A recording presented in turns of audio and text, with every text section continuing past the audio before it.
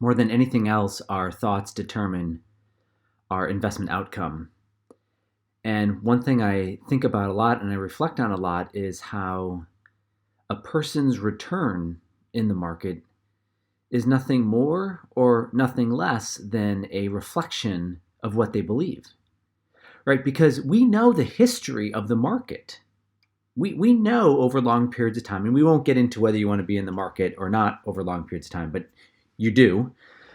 And I'm not defending buy and hold or buy and forget or anything that big box advisors do, but we know that the long-term trend of the stock market is up and to the right, somewhere around 9 or 10% on average a year. And yet, people don't get that when they trade the market themselves, or when they're actively trading, or when they're doing the do-it-yourself, which almost always shows up as being lost in the forest in the pick of the month newsletter billion-dollar industry.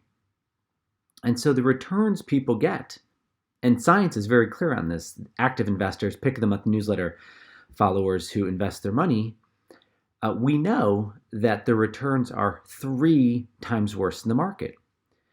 So what you have to come back to is the market is reflecting your beliefs. Hey everybody, this is RC Peck, and this is my weekend podcast. It's so good to have you here. And I've got what I think is a special treat. And actually, with that amazing introduction, let's jump into it. And what I wanted to do was show you how easily the brain gets hijacked. And the reason this is important is because that brain gets hijacked on a daily basis. I mean, for sure on a daily. I'm not questioning, like, really, is it a day? I was thinking, like, is it every minute? I don't know. But it's definitely the frequency increases, especially when you put your money in the market. So there is a market commentator or a market pundit called Harry Dent, and he is, from a business point of view, very accomplished. He has multiple New York Times and probably Wall Street Journal bestsellers. And to be a New York Times bestseller, it means you have to sell 2,500 books within a week. And I have known people, or actually I've heard of people who write a book and then they go out and buy thousands of copies of that book so they then can become a New York Times bestseller. It happens a lot, and actually more than you think, because that is this moniker of, oh wow, well, if you're a New York Times bestseller, then you've been vetted and what is in that book must be true. Actually, not really. So there's a guy named Harry Dent, and he came out with a book called The Great Depression Ahead. Dun, dun, dun. How to Prosper in the Crash Following the Greatest Boom in History. The Great Depression Ahead. And that book came out where the red dot is on the price chart. Yeah, right there, that red dot. It's right there.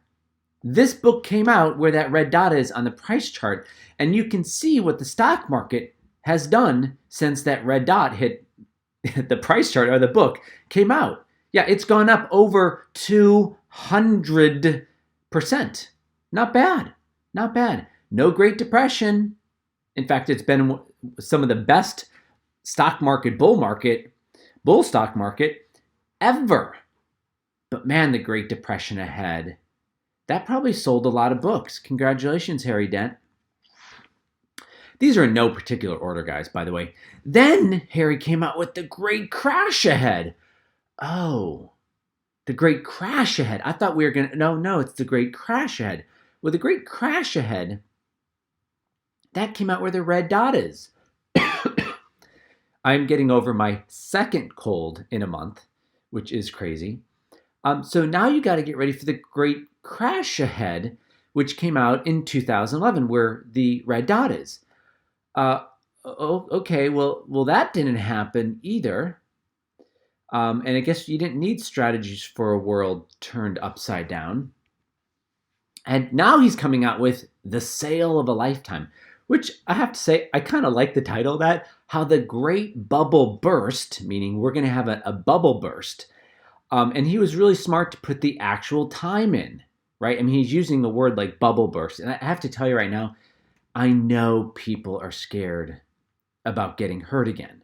And so this book is like, oh my gosh, he's telling us the bubble's going to burst, and he's telling us when it's going to happen, and he's telling us he can make us rich, even though the last two books were completely wrong, which no one sorts for that, by the way. Maybe this time he'll get it right. And this sells books. So you just need to ask yourself, what do you want? What do you want? And most people say, I don't want to get hurt again. Or see, I don't want to be hurt again. I don't want to be hurt again. And what I also hear is, I just don't want to miss out. So, RC, I don't want to be hurt again, and I don't want to miss out again. So how do you balance that? And what people are doing is they go buy books like The Sale of a Lifetime. Now, this was another one of his books. I said I was not going to present them in order, even though the first three were in order. But Harry came out with a book in late 1999, The Roaring 2000s. The Roaring 2000s. Man, I got to get this. Well, did you know the first decade of this century was horrible? I'm having fun with how I say horrible. Well, he said building the wealth and lifestyle you desire, that can happen in the greatest boom in history. That book came out where the red dot is on this price chart, and the market threw up 50%. 50%. And it's just not the fall of your 401k, right? Let's say you had $500,000 getting cut to 250 million, though that is painful enough. It's then saying, what does it take to get back to the starting point? And by the time the market got back to its 2000 high was 2007. So you're talking 7 years to get back to the starting point. 7 years. To some people, that's a long time. So it's not just the depth of the fall, 50% is the depth, but it's the length to get back to the start line, which in this case was about 7 years. And that's if you didn't screw up and pull your money out. These books hurt people. They hurt people's futures. Okay, so what's the takeaway? The takeaway is please follow the price. The price chart is never wrong, or said differently, the price is always right. The price is always right. What's not right is your interpretation of the price, right? That's what's not right. The price chart is always right. The market is always right. The ocean is always right. Whoa, RC, the ocean? Yeah, nature, Mother Nature. Have you ever heard someone say, oh yeah, man, Mother Nature's broken right now. That forest fire, that shouldn't be happening. I'm going to go build a house right now in the middle of the forest. No one does this. You know why? Because Mother Nature is never wrong. Mother Nature is not broken. It's just it. It is. It just is. The ocean is never broken. Do you think a captain on a boat yells at the ocean, you shouldn't be doing this. I'm going to stay out because I have 500 people who are under the age of 30 and have self-identified as being aggressive.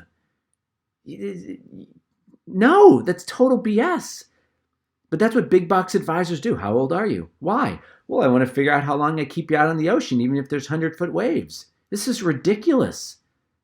Oh, well, you're a self-described aggressive investor. What? People don't know what that means. The ocean is always right. The market is always right. The price charts are always right. What's not always right is your interpretation, point of view. This can't be happening. This shouldn't be happening. Why is this happening? I don't understand why this is happening. That's what gets people in trouble. Hey guys, thank you so much for being in my world. This is just another step in helping you protect and grow your portfolio and your future. Until next time, this is RC Peck.